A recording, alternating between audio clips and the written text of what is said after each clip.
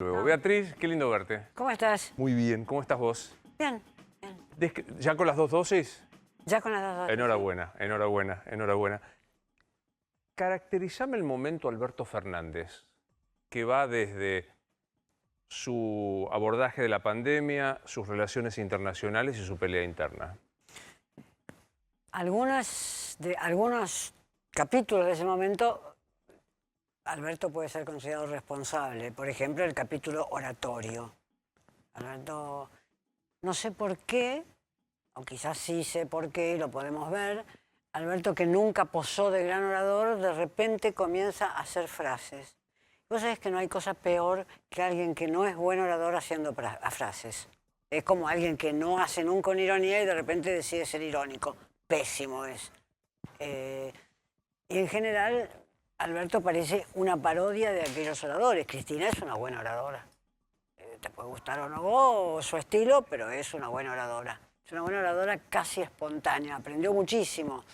Pero la oratoria, así como la capacidad para bailar bien, ponele, o para aprender rápidamente un deporte, tiene mucho de lo que uno trae, digamos. Después el aprendizaje perfecciona, pero tiene mucho de lo que uno trae. Alberto no trae el gen oratorio y no sé quién pudo aconsejarle que tiene que ser más vehemente, que tiene que buscar comparaciones, metáforas y pálages, porque no le va a salir bien. Me parece que, no digo que necesite un asistente en discurso, me parece que los amigos le tienen que decir, ¿por qué no hablas como siempre, Alberto? Uno cuando revisa reportajes de Alberto Fernández, uno ve que hablaba como siempre, es decir, como un político que no pretendía la oratoria. Kirchner era un político que no pretendía la oratoria. Y sin embargo era muy persuasivo en lo que decía. Muy persuasivo, pero porque no hacía un gesto más allá de sus propias fuerzas retóricas. La cuestión es cuando vos haces un gesto más allá de tus propias fuerzas. No. Lo que le está pasando a Alberto es al buscar comparaciones, citas mal citadas, porque en general no hay que meterse demasiado con eso, pero en general si uno no está acostumbrado a citar, las citas le salen mal. Que uno tiene como un diccionario de citas si está acostumbrado a citar. Y si no le sale mal, puede aparecer Octavio Paz junto con Miguel Aceves Mejía, Claro, que es casi lo que pasó. Claro, totalmente. Ahora digo, en esa, para mí, extremada verborragia, porque de golpe habla mucho de casi todo, yo a veces trato de, con cierta mirada benigna, digo, es que defiende él su gobierno, porque no hay quien le salga a defender, no hay Aníbales Fernández, no hay César Jaroslavsky, qué sé yo qué. Ahora digo, en esa verborragia hay contradicciones flagrantes. ¿Es porque no piensa lo que dice o no tiene claro o qué es? Yo creo que no piensa lo que dice sería, me parece que no podríamos decirlo nosotros, y yo no me inclinaría a hacer ese juicio. Yo creo que lo que sucede es que lo que dice es bastante complicado y él no ha sido nunca un orador que manejara temas complicados en larga duración, digamos, discursos largos. Un discurso de más de 10 minutos ya es largo para quien no lo tiene escrito. No ha sido nunca ese tipo de orador. Vos le das para mencionarla de nuevo a Cristina, pero se lo das a Patricia Bullrich, que dice las barbaridades más extremas, pero las dice todas con la persuasión, con un carácter muy persuasivo. Muy persuasivo para quien no juzgue el tipo de ideas que pone allí. Alberto no tiene Alberto Fernández no tiene eso. Y además, ya no estamos en la época en que es indispensable que un político lo tenga. Ya no vivimos en esa época. Si ninguno de nosotros es demasiado bueno hablando largo y tendido con subordinadas y puntos y comas, ninguno de nosotros es demasiado bueno. No estamos en esa época. Digamos, no es Balbín el jefe de la oposición, un extraordinario orador del radicalismo. No es Balbín el jefe de la oposición contra el cual tiene que medirse Alberto. Si tiene que medirse con algo, o con la pobreza oratoria que tenía un Capitanich, o un Aníbal Fernández, que no es para nada un buen orador. Entonces, si medirse con Cristina en ese punto, que es la única que ha tenido cualidades oratorias, me parece insensato. Ahora digo, a 18 meses, un poco más de andar el gobierno de Alberto Fernández, ¿se le puede atribuir buena parte de sus errores al acoso de su coalición y particularmente del control casi de comisariato de Cristina? Bueno, yo creo que sí, quedó algo de tu primera observación sin tomar. Yo creo que la política que Argentina ha tomado en la última semana o en los últimos 15 días respecto de Venezuela, eso es de Cristina. Eso es de Cristina. Cristina quiere ser una líder o lideresa, como se usa decir ahora. Cristina quiere ser una líder ideológica del anti-imperialismo y el anti-norteamericanismo latinoamericano. Sí, tiene un proyecto que uno podría decir muy arcaico en un punto. Claro. Muy arcaico, que no está en otros países, pero en los políticos de otros países, pero quiere ser eso. Y por tanto su posición en Venezuela hace que la Argentina esté junto con un grupo de países pequeño y de poco peso en la política hemisférica. Alberto se ha visto arrastrado a eso. En un muy mal momento de Venezuela, por otra parte, ¿no? Muy mal momento de Maduro en Venezuela. Y yo creo que ahí sí es la incidencia de Cristina, donde ella no ha terminado de destruir cierto tejido mítico. No digo que haya que sacarse, que haya que responsabilizar ese tejido de todo lo que pasa. Ella no ha terminado de destruir cierto tejido mítico que tiene a Cuba, que tiene a Venezuela, que tiene esos países que parecieron tomar, y fracasaron, un camino antiimperialista autónomo. La impresión que yo tengo, y la lanzo como un borrador para que la veas, es que Alberto tuvo una enorme legitimidad de ejercicio en su presidencia, muy respetado, muy obedecido, si es que se puede decir, en un momento que era de incertidumbre, pero no era de crisis sanitaria tremenda. Y hoy, en el peor momento, es cuando menos autoridad tiene. ¿Sentís esto? Y puede ser, pero además a lo mejor le hubiera pasado a cualquiera. Es decir, un presidente con bastante autoridad, pero que en una situación de crisis, esa autoridad que se le atribuía, se le reconocía, y se le reconocía, no alcanza para una situación de crisis. A lo mejor le hubiera pasado también a otros presidentes, no lo sabemos, quiero decir, es una hipótesis lo que estoy diciendo. También uno podría decir que no fue un presidente cuyos votos él gobernara ideológica y discursivamente de manera completa. Es decir, los votos venían por Cristina, por un lado, por el aparato del Partido Justicialista que no estaba dispuesto a perder el Ejecutivo, le gustara o no Fernández. Podía ser Fernández o podía ser vos. Si vos tenías la lapicera del Ejecutivo que hace los ATN, que da los adelantos, ¿Qué maneja? maneja. O sea que tuvo apoyos que no eran propios. Alberto no tiene nada en el Partido Justicialista. Nada. Sí, claro. Nunca, no lo tuvo. No sé si lo está empezando a construir, pero no me parece. Gente que él es muy de confianza, como Cafiero, digamos. De todas maneras, él tampoco tiene nada en el Partido Justicialista. Guzmán no tiene nada en ese partido, es un ministro de Economía que no tiene en ese partido. Entonces, lo que es su grupo de apoyo, de la gente en el cual él confía, no tiene nada en el Partido Justicialista. No estoy criticándolo por eso. En el Partido Justicialista vos tenés que construir durante un plazo largo, tenés que ver cuál es la trama de gobernadores y por debajo de los gobernadores, de los intendentes que te van a apoyar, es una trama electoral y es una trama de fuerza territorial. ¿Cómo ves algunos episodios que parecen fuera de sintonía de la realidad? Quiero decir, diputados que se aumentan el 40%, después discutamos cuánto ganan. Una Fernanda Vallejo que dice ganamos poco con una crisis fenomenal de la Argentina. ¿Qué es eso? ¿Es hojarasca o hay que verlo como un síntoma de la desconexión de la dirigencia? Yo creo que en el momento en que votan esos aumentos se consideran inimputables. Mm. Es como un conjunto de personas que dicen, esto lo pasamos, nos corresponde porque finalmente, si comparamos nuestros sueldos con las dietas de lo que gana un amigo demócrata que es diputado en Estados Unidos y me contó, nuestros sueldos son bajísimos y hay que ver que en dólares, nuestro costo en dólares no es tan diferente del que es en ciertos estados. Entonces, si tienen ese razonamiento, que es un razonamiento falaz, no porque el amigo demócrata no le haya dicho la verdad sobre su sueldo y el costo en dólares, sino porque la Argentina no puede financiar, no puede pagarse un aparato político de ese costo.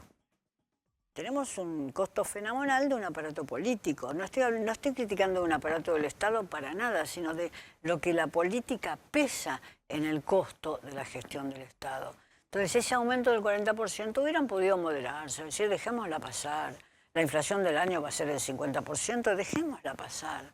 Dejémosla pasar y si alguno de nosotros tiene que vender el auto, que lo venda. Propio de inimputables, decías vos. Inimputables se sienten. El problema es que eso, que genera una molestia social lógica, la angustia propia del virus, la desesperación económica, yo siento que pareciera como que se va azuzando un caldo complicadito. Sí, pero no tengo pronóstico sobre si ese caldo puede llegar a un nivel de ebullición. Mostrabas las imágenes de lo que pasó hoy en el centro de Buenos Aires, que yo estoy cansada de verlas, las veo todos los días, no cansadas de verlas por televisión, sino como vos sabés, mi estudio es muy próximo y yo salgo a mirar eso. No sé si estamos cerca de una ebullición. Lo que sí estoy convencida es que somos un país en crisis y que somos un país muy poco importante en el mundo. Si eso no puede conducir a una evolución o no, es otra cuestión. Amplía eso porque hay una suerte de soberbia nuestra, argentina, de decir, somos un país poco importante en el mundo. Sin duda, somos muy poco importantes. Por supuesto, los hermanos españoles, cuando viaje un presidente de la República o cuando viajen delegaciones, nos van a recibir, fuimos los hijos de España, etcétera, se van a comportar con la discreción y la prudencia con que se comportó Sánchez en esta visita. Por supuesto, pero somos muy poco importantes. Hemos descendido, empezamos el siglo XX siendo el país 15 del mundo de arriba. No, empezando desde arriba, estábamos entre los primeros 15, 16, 17. Y terminamos el siglo XX en el lugar inverso. Somos un país que fracasó. Frente a ese fracaso general, y para mí un fracaso muy coyuntural, 85.000 fallecidos, la economía que los más optimistas dicen va a llevar una década volver al lugar en donde estábamos. ¿Cómo explicás el nivel de soberbia de la clase dirigente en general, en particular del gobierno, y también de la oposición que vuelven al dogma de la grieta, somos ellos o somos nosotros? ¿Son ellos o somos nosotros? Digo, la grieta no permite pensar nada, porque si no yo tengo que pensar la política norteamericana en términos de grieta. Claro. Entre republicanos y demócratas se dividen el 90% del electorado o más. ¿Y qué tengo que pensar esa política en términos de grieta? Y lo mismo la política británica la tengo que pensar en términos de grieta. No sirve para nada pensar la grieta. Vecinos del mismo edificio, uno vota por A y el otro vota por B. Y después a la mañana se reúnen para comentar el partido o para comentar la gotera que se abrió en la azotea. Me parece que el concepto de grieta no alcanza para nada a ver cómo es el tejido social.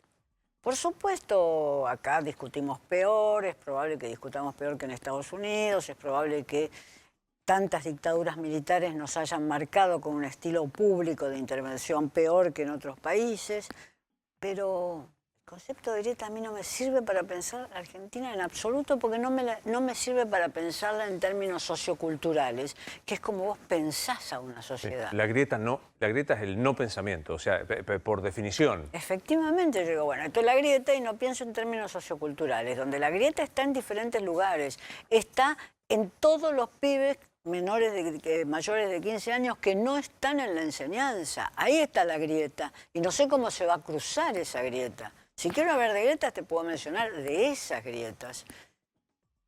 Pero... vos decís que no están en la enseñanza. Creo que no tomamos nota del daño que implicó. Después veamos si había que cerrar o no las escuelas, en qué términos, pero el daño que ha provocado el cierre de las escuelas en algunos casos por más de un año.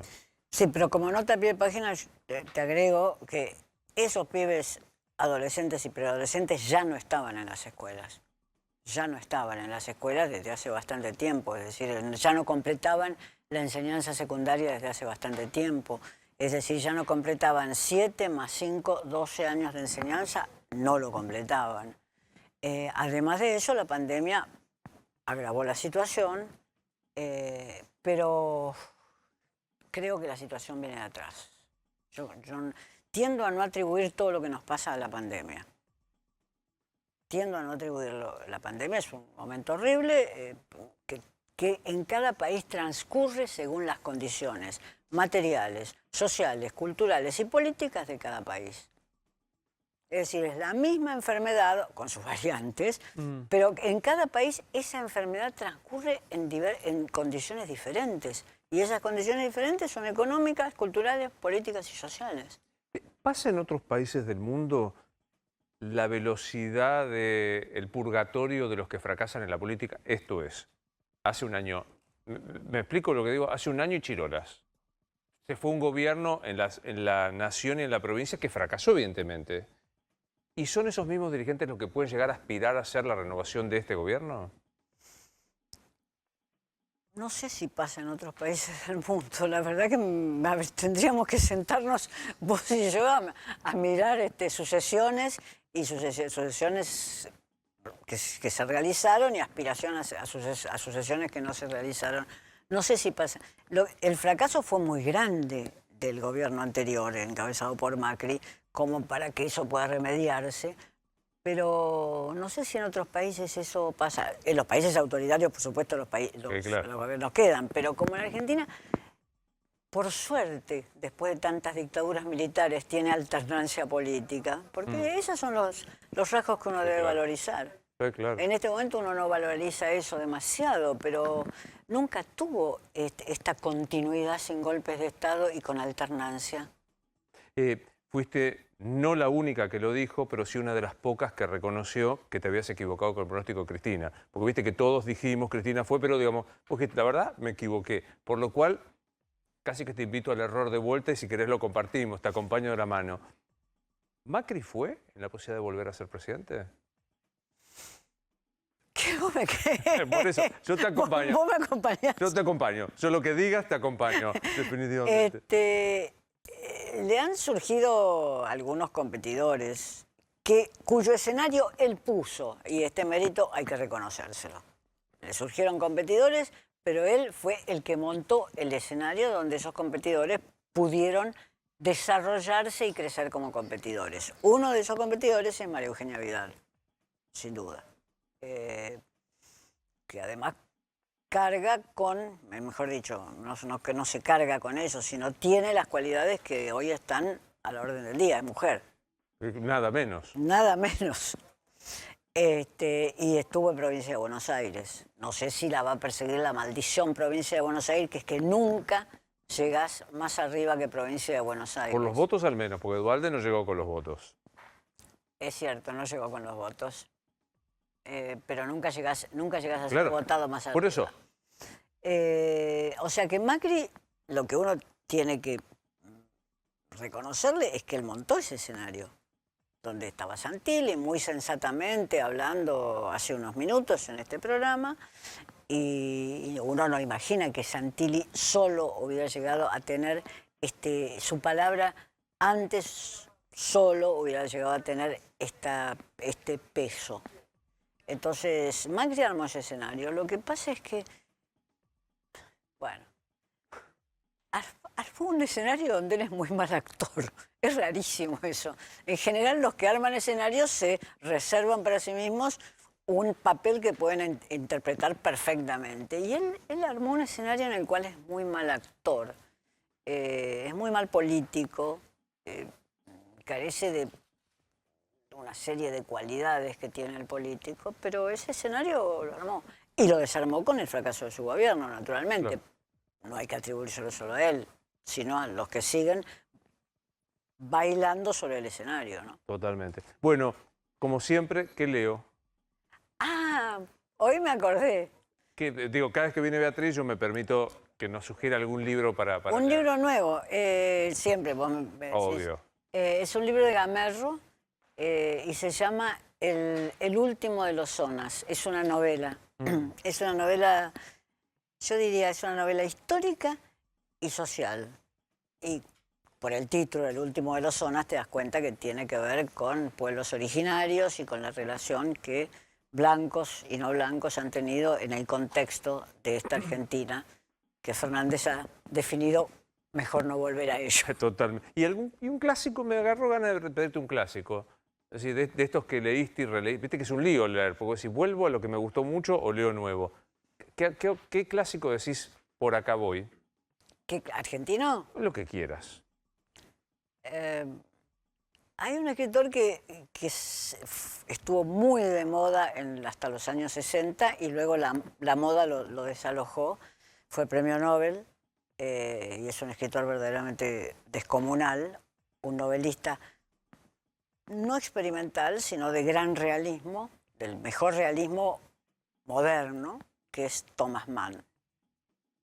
Entonces, para empezar, Thomas Mann, yo diría, no las novelas, que son muy discursivas, pero el volumen de cuentos de Thomas Mann, que es espectacular. Y después tengo otro Sí. alemán, que está traducido con un libro que tiene un hermoso título. El título es La muerte de Virgilio y el autor es Broch, B-R-O-C-H. Broch, Mann y Gamerro.